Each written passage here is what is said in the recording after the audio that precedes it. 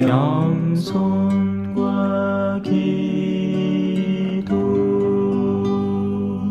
찬미 예수님. 그때 예수님께서 군중에게 이르셨다. 내가 생명의 빵이다.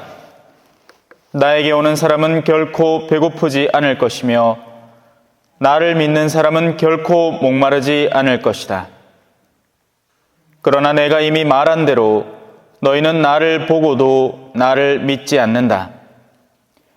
아버지께서 나에게 주시는 사람은 모두 나에게 올 것이고 나에게 오는 사람을 나는 물리치지 않을 것이다. 나는 내 뜻이 아니라 나를 보내신 분의 뜻을 실천하려고 하늘에서 내려왔기 때문이다. 나를 보내신 분의 뜻은 그분께서 나에게 주신 사람을 하나도 잃지 않고 마지막 날에 다시 살리는 것이다. 내 아버지의 뜻은 또 아들을 보고 믿는 사람은 누구나 영원한 생명을 얻는 것이다. 나는 마지막 날에 그들을 다시 살릴 것이다. 주님의 말씀입니다.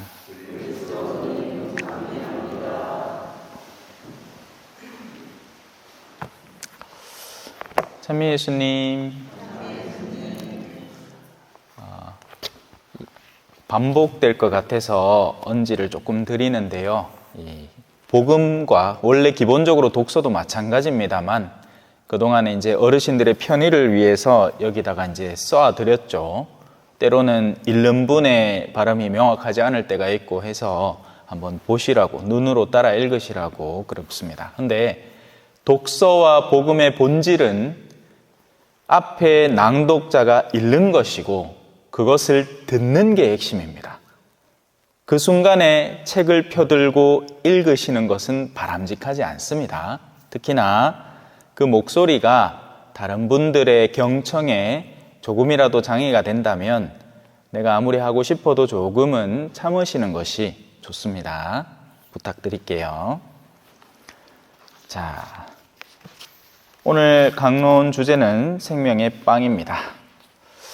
오늘 원래는 이제 성령 기도회에서 그죠? 오늘 미사 마치고 기도회를 시작합니까? 보통 어디서 하나요? 교리실 1층 안쪽 교리실. 네, 알겠습니다. 그래서 성령 기도회에 특별히 기억하면서 강론 하도록 하겠습니다.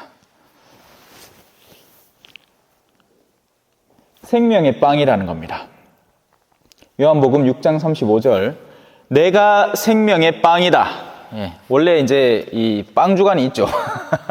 부활 시기 중에 빵 주간이 있습니다. 빵 주간.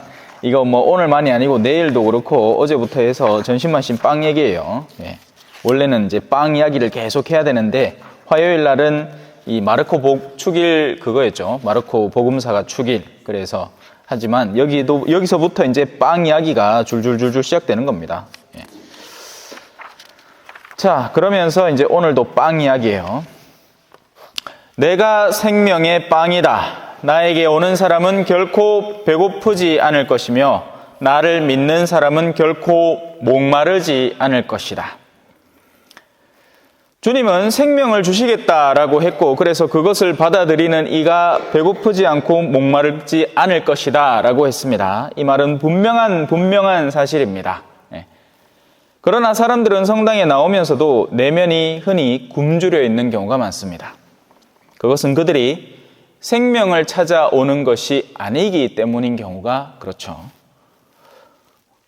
이제 사람들이 정당한 의문을 가질 수 있습니다. 근데 지금 제가 이 첫 번째 부분을 하면서부터 뭔가 핀트가 안 맞다라는 느낌이 드는 게 배고프지 않다, 목마르지 않다라는 것이 어떤 부분이 배고프지 않고 어떤 부분이 목마르지 않는가에 대한 감을 잘 잡으셔야 됩니다.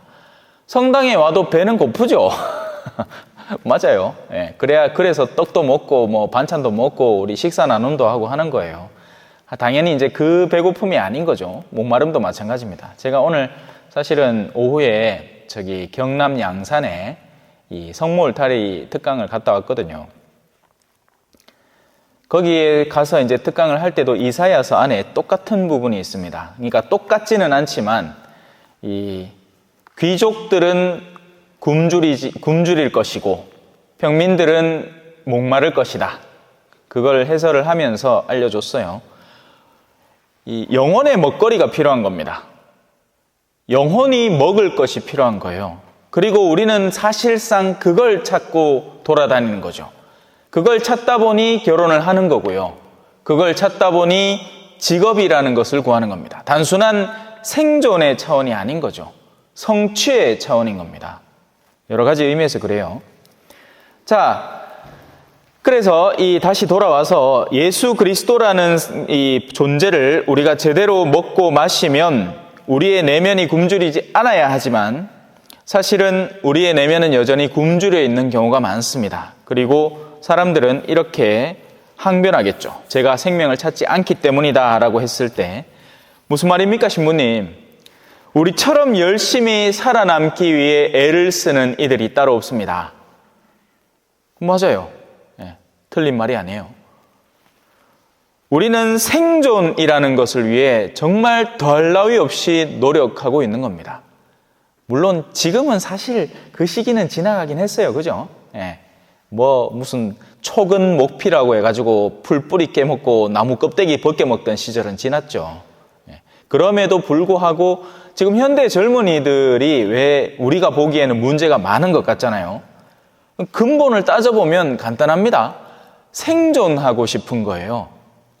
그런데 그들의 생존의 범주는 오늘 우리가 생각하는 생존의 범주와는 다른 겁니다. 우리는 밥이나 한 끼 먹으면 행복했고 엿이나 한 가락 얻어먹으면 기뻤던 시절이고 지금은 밥, 엿 그게 문제가 아니라 전혀 다른 차원의 충만이 그들을 기다리고 있단 말입니다. 그걸 채워내느냐 아니냐에 따라서 사회적인 역량이 존재하느냐 마느냐가 달려있기 때문에 지금의 이 젊은 세대들은 성장하면서 우리가 겪는 성장세와는 완전히 다른 상황을 맞이하게 되는 거죠.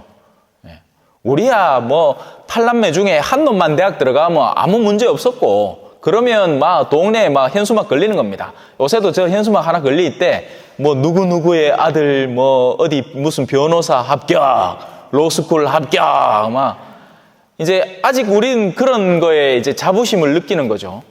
하지만 지금의 젊은이들은 그게 아닙니다. 멀쩡히 다니던 대기업도 훅 튀어나오고 공무원 다니다가도 때려치고 나오죠. 왜냐하면 전혀 다른 욕구를 직면하고 있기 때문에 그래요. 그건 역시도 결국은 생존에 해당하는 겁니다. 살아남기 위해서 그러는 거예요. 그런 것들이 채워지지 않으면 밥만 먹고 산다고 사람이 사는 게 아니기 때문에 그렇습니다. 그래서 일을 하고 돈을 벌고 가정을 꾸리고 자녀를 낳는 거죠. 이 모든 것은 서바이벌, 생존과 기민하게 연계된 것입니다.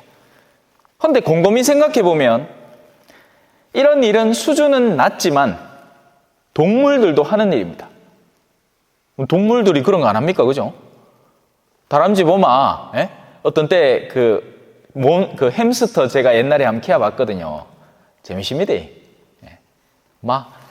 이렇게 호두 씨 같은 거 이런 거 해바라기 씨 같은 거 주면 가가가가가가가 해가지고 먹는데 나중에 보면 이 안에 다 차 있어. 씹어 먹지도 않아. 이 안에 다 차나. 이거 불룩하 해가지고 이거 꼭 누지리면 우두두두둑 쏟아져 나옵니다.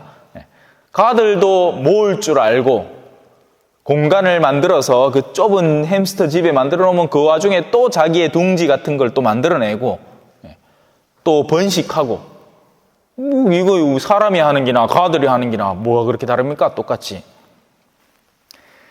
그래서 예수님께서 우리에게 가르쳐 주시려는 생명의 핵심을 잘 짚어야 하는 겁니다. 생존이 아닌 거예요. 심지어 예수님은 이렇게도 처신하시죠. 나자로 죽었을 때 기억나십니까? 예수님은 이미 알고 있었습니다. 내 친구 나자로가 잠들어 있다 하니까 제자들이 자고 있으면 깨우면 되지 했더니만 야가들이 이해를 못하는구먼. 죽었다. 대수롭지 않다 나는. 왜? 나는 생명의 주인이니까 지상적인 생명 정도는 얼마든지 되돌려줄 수도 있다. 사실 우리 중에 어디 아프다 하잖아요. 하느님께서 원하신다면 그 당신의 원의가 우리의 삶의 행동 여건과 맞떨어진다면, 그러니까 내가 나아서 하느님을 위해서 정말 열정적으로 살 만한 인물이라면 왜 안 낫게 하겠어요? 낫게 하지. 당신의 도구로 훌륭히. 근데 보통 보면 당신은 우리의 속내를 다 아시는 겁니다. 지금 야가 뭐 때문에 청하고 있는지, 정말 당신의 자녀로 거듭나기 위해서 청하는 건지, 아니면 당장의 내 불편함을 조금만 해소해 달라. 어제까지만 해도 멀쩡해가 편안했는데 오늘 불편하다. 그러니 이 불편함을 없애달라. 이렇게 때를 쓰고 있는 건지를 아는 겁니다. 그럴 것 같으면 안 나사줘요. 오히려 그 아픔을 조금 더 지니고 함께 지내는 것이 그의 영혼에 이득이 되기 때문입니다. 심지어 죽더라도 말이죠. 당신에게 능력이 없는 게 아니죠. 우리가 고백하는 하느님은 전지전능한 하느님 아닙니까? 불가능은 없는 겁니다, 당신께는. 문제는 우리의 내면에 달린 거지 당신께 달린 게 아니라고요. 할 수 있어요. 하지만 하느님은 더 깊은 우리의 내면을 이해하고 알기 때문에 안 하시는 거죠. 그리고 당신이 원하시면 합니다. 그죠? 지금도 치유의 여러 가지 면모들은 존재합니다. 왜 없을까요? 다들 우연이라고 개사가 난리지. 우연이 아니에요. 언젠가 사라져버릴 지상의 생명을 되돌려 주시는 것이 예수님의 사명은 아닙니다. 그럴 것 같으면 순교자들 다 살렸어야지. 그 사람들 와 다 죽였습니까? 와 다 죽고로 가만히 놔뒀노? 왜냐하면 그 사람들은 죽어도 죽지 않는 사람들이기 때문이죠. 반대로 우리는 살려두는 겁니다. 왜? 이미 죽어버린 내면을 다시 일으키라고 말이죠. 와, 이렇게 하느님 내 안 데려가십니까? 하지 말고 왜 아직도 하느님이 나를 안 데려가실까를 고민을 해서 그 하느님이 안 데려가는 이유가 될 만한 것들을 개선시켜야 되는 겁니다. 사명이 존재하니까 안 데려가시는 거라고요. 이건 내 정도 되면 이제 데리고 가도 안 됩니까? 이건 교마이고, 아직까지 여러분들의 자녀나 일가 친척이나 여러분들이 아니고서는 그들에게 복음이 전해질 수 없는 사람이 있든지 그러면 다행이고, 왜냐하면 적어도 이유가 나는 아니잖아. 내가 복음을 전할 누군가, 물론 그건 내 몫이긴 하지만, 두 번째는 나 자신의 내면 속에 아직 성장되지 않은, 여전히 집착하고 있는 어떤 영역이 전혀 개선되지 않아서 하느님이 시간을 두고 기다려 주시는 겁니다. 그게 아닐 것 같으면 젊은 나이에 이미 완성에 이른 그를 하느님은 일찌감치 데려가 버립니다. 이건 제 말이 아니라 성경에 나오는 말이에요. 예수님은 그래서 우리에게 근본적으로 영원한 생명을 선물해 주고 싶어 합니다. 영원히 살아남아서 당신과 함께 기쁨을 누릴 수 있는 영혼의 진정한 생명, 그걸 선물해 주고 싶어 하세요. 그래서 먹으라는 겁니다. 뭘? 당신의 몸을. 자, 여기서 또 문제가 생깁니다. 안 먹는 사람 누가 있습니까? 안 먹는 사람 누가 있냐고. 이 성경 나온 사람 중에 예비자 아닌 다음에 다 먹는단 말입니다. 하다못해 다원이까지 먹는단 말이에요. 세례 다 받았잖아. 안 먹을 이유가 뭐 있어요? 먹는단 말이에요. 막 먹어 제낀단 말입니다. 몇 번을 먹는지 몰라요. 어떤 때는 하루에 2번씩도 먹어요. 저는 하루에 3번씩도 먹고. 사제는 자신이 집전하는 미사에서 이루어지는 성체를 언제든지 모실 수 있습니다. 근데 이제 원래 사제가 하루에 미사를 많이 드리면 안 됩니다. 한국은 특별한 상황이라서 그렇게 하는 거고요. 하루에 한 대가 원래 기본 원칙이에요. 근데 뭐 어쩐답니까? 계산성당 같은 데는 하루에 5번도 드려야 되죠. 여러분들은 한 번, 미사의 성격이 다를 때는 2번까지, 그러니까 뭐 장례 미사 했다가 평일 미사 온다든지, 같은 미사, 동일한 미사를 하는 건 바람직하지 않아요. 그래서는 안 됩니다.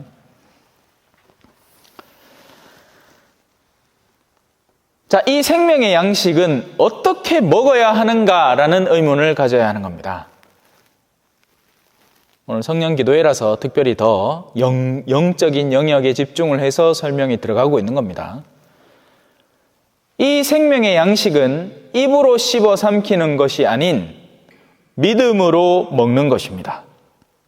모든 사람이 입으로 성체를 집어넣지만 그 가운데 진정한 믿음으로 그것을 삼키는 사람은 사실은 많다고 보기 힘듭니다. 왜냐하면 그렇게 했을 때는 사람이 달라지기 때문이에요. 마치 차에 기름을 넣을 수도 있고 물을 넣을 수도 있죠. 뭐 넣는 거야 뭐 액체니까 둘 다 뭐 구멍 있겠다 집어넣으면 안 들어갈 거 아닙니까? 하지만 그 두 개의 결과가 어떻게 되죠? 차에 물을 넣으면 어떻게 됩니까? 퍼지죠. 망가집니다. 물을 넣고 달린 차는 망가질 뿐이에요. 하지만 기름을 넣고 달리는 차는 경남 양산까지, 서울까지, 인천, 강원도까지, 뭐 원하면 뭐 저 북한 넘어가가지고 러시아까지도 갈 수 있겠죠. 그래서 이 차에게 어떤 일이 벌어지느냐에 따라서 역추적해서 이 차가 무엇을 집어삼켰느냐를 판가름할 수 있는 겁니다. 차가 작동을 하고 움직이면 이 차는 기름을 넣은 차고, 차가 가다가 퍼져버리면 이 차는 물을 집어넣은 차가 되는 거죠.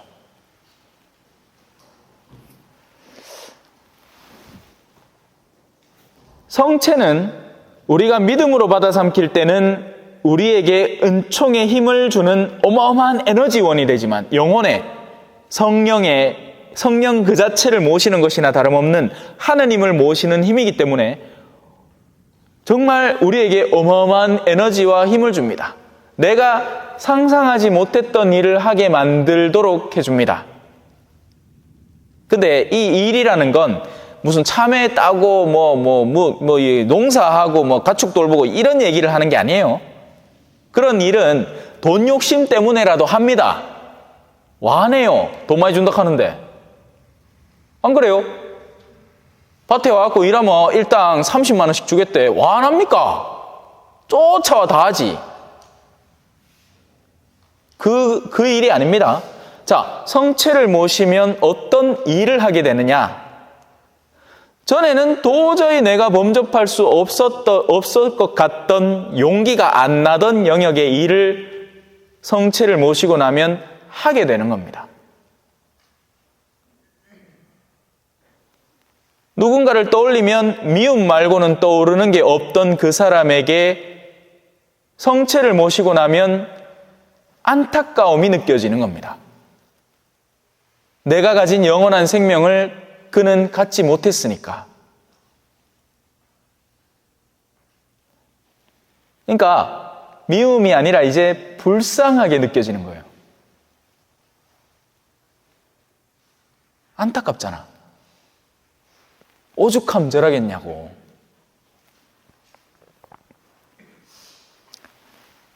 예수님은 군중에게 말씀하십니다. 오늘 예수님은 좀 알고 얘기해요. 보고 알고 이야기하죠. 무슨 이야기?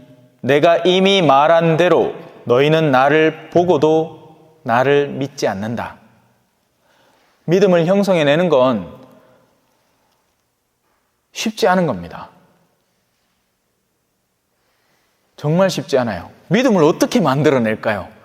제품을 만들어내는 건 잘하잖아요. 여러분들은 참외 전문가들 아닙니까? 물론 전부 다는 아니지만, 참외를 어떻게 생산해내느냐 하면 순서가 딱딱딱딱 나옵니다. 그죠? 비닐하우스는 짝대기부터 세워갖고 씌우고, 안에는 또 대를 하나 더 넣어가 작은 그것도 만들고, 언제 덮고, 언제 빗기고, 비료는 언제 넣어야 되고, 언제 수정을 들어가야 되고, 젖붙이기는 언제 해야 되고, 바삭하게 할 거 아니야.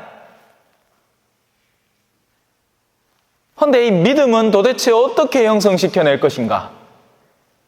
믿음은 도대체 어디서 시작되는가? 예수 그리스도를 눈앞에 두고 봐도 형성해내지 못하는 믿음이면 어떻게 믿음이 도대체 이루어지는 것인가? 그렇습니다. 우리 앞에 진리가 분명히 빛을 드러내고 발휘하고 있지만 사실 사람들은 어둠을 더 사랑했습니다.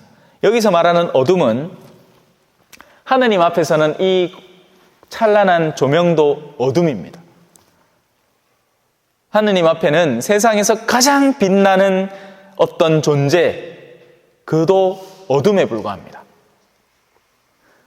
사실 세상의 모든 좋은 것들은 진정 좋은 것에서 빛을 받아서 좋은 것이 되는 겁니다. 선이라는 것은, 우리가 착하다 하는 것은, 만약에 우리가 착함이 조금이라도 있다면 하느님의 착함을 선물 받았기 때문에 착할 수밖에 없는 겁니다. 우리는 순전한 어둠밖에 안 되는 거예요. 가시세계 자체가 사실은 옛날부터 어르신들은 이렇게 얘기했죠. 삼구라고 했습니다. 삼구. 삼구 뭡니까?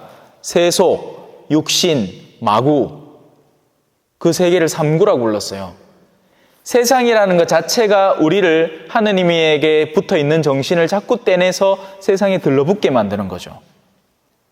그래서 유혹의 근거점이 되는 겁니다. 세상 자체는 하느님이 처음에 만드실 때는 나쁜 것이 아니었지만 이미 그 안에는 인간의 욕구들이 많이 들어간 세상이 되는 거죠. 얼마 전에 복사단하고 대야산을 갔는데 산에 올라가다가 바위를 봅니다. 그걸 뭐 내가 갖고 싶어요? 그런 마음은 하나도 안 듭니다. 그걸 가져다가 뭐해? 그 큰 거를.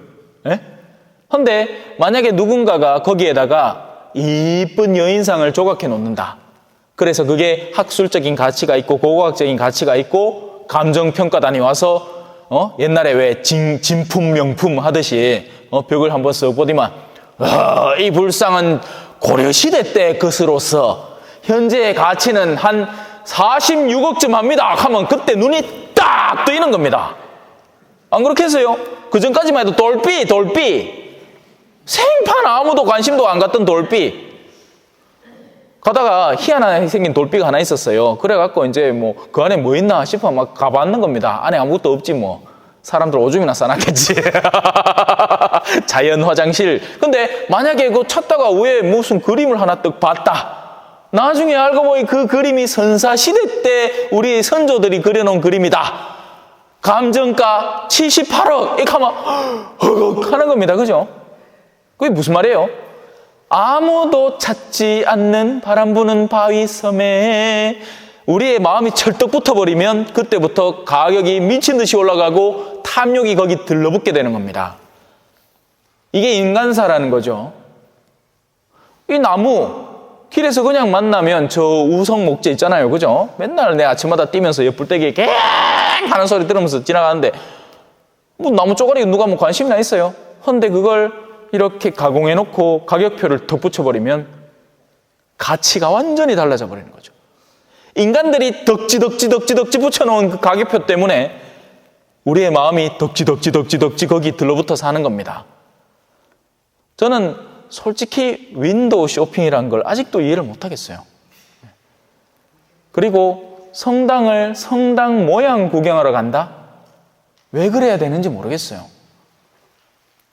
성당 기도하러 가야 되잖아요. 근데 뭐 유럽 여행 가마 다 갔다 오는 분들이 가죠. 볼 거는 성당밖에 없다.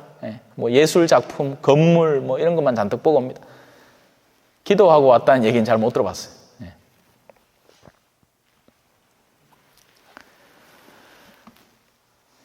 우리 앞에 진리가 드러났지만 사람들은 어둠을 더 사랑했습니다. 세속이 가격표 붙여놓은 그런 종류의 것들을 사람들은 사실상 더 사랑합니다.